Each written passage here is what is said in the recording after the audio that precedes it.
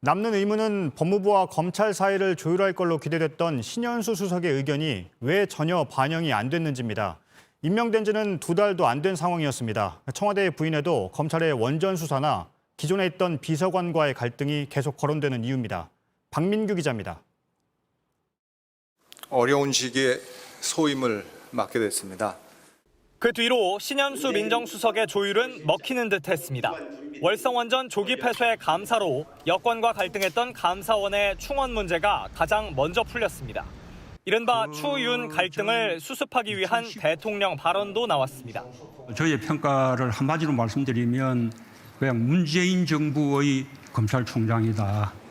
그런데 신 수석이 갑자기 사의를 표한 겁니다.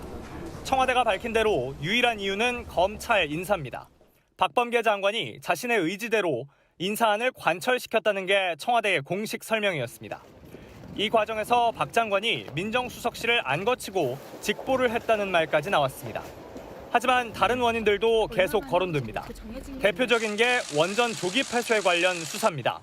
신 수석 취임 이후 이어지던 여권과 검찰의 화해 분위기는 백운규 전 장관에 대한 검찰의 구속영장 청구로 다시 식었습니다.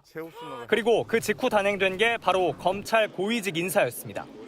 이 밖에 신 수석과 이광철 민정비서관의 갈등설도 계속 제기됩니다. 청와대는 오늘 이런 가능성을 모두 부인했습니다. 백 전 장관 영장 청구와 인사 갈등은 전혀 관계가 없고 인사에 대해서 신 수석과 이 비서관 사이에 이견도 없었다는 겁니다. 다만 청와대는 오늘도 정부 핵심 사업이었던 원전 폐쇄가 사법 판단의 대상이 되는 데 대해 불쾌감을 드러냈습니다. 또 대표적인 조국 라인으로 꼽히는 이 비서관은 울산시장 선거 개입 사건의 수사 선상에 올라 있기도 합니다.